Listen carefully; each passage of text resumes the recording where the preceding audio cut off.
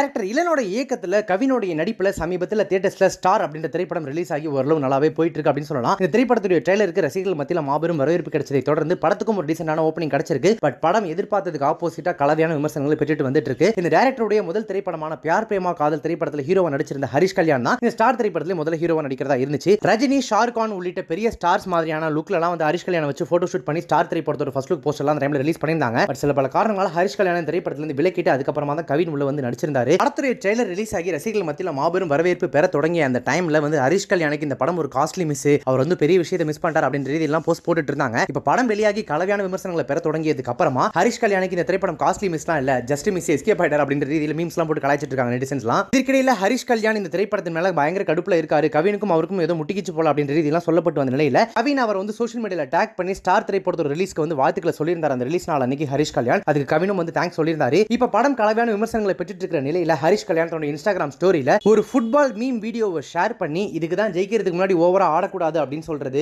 எப்போதுமே அமைதியா இருந்தா சக்சஸ் நிச்சயம் அப்படின்ற ரீதியில ஒரு ஸ்டோரி ஒன்று போட்டிருக்காரு.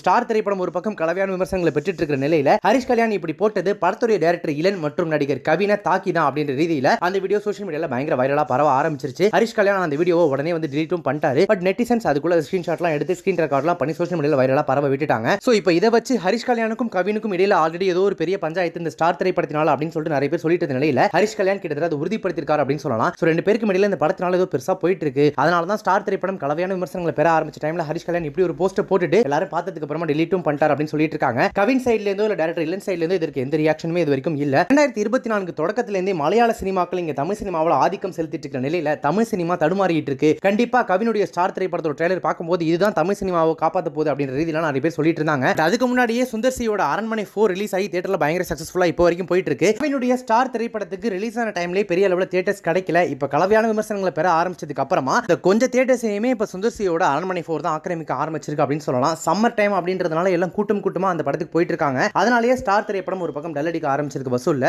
சோ ரொம்ப சுலபமா சுந்தர் சியோட அரண்மனை 4 கவினுடைய ஸ்டாரை காலி பண்ணிடுச்சு அப்படின்னே சொல்லலாம். பொறுத்திருந்து பார்க்கலாம் வர வாரங்கள்ல வர நாட்கள்ல இந்த ரெண்டு படங்களுடைய வசூல் எப்படி இருக்கு, எந்த படம் வந்து வசூல் டாப் லிஸ்ட் வருது அப்படின்னு சொல்லிட்டு. இப்போ இந்த வீடியோ உங்களுக்கு ரொம்ப பிடிச்சிருந்துச்சுனா லைக் பண்ணுங்க, ஷேர் பண்ணுங்க. இந்த வீடியோ பத்தி உங்களுக்கு கருத்துக்களை கமெண்ட்ஸ் சொல்லுங்க. நம்ம சேனலை இதுவரைக்கும் சப்ஸ்கிரைப் பண்ணாதவங்க யாராவது வீடியோ பார்த்துருக்கீங்கன்னா மறக்காம உடனே இப்போ நம்ம சேனலை சப்ஸ்கிரைப் பண்ணிட்டு பக்கத்துல நோட்டிஃபிகேஷன் பெல் பட்டனை மறக்காம டிங் பண்ணிடுங்க.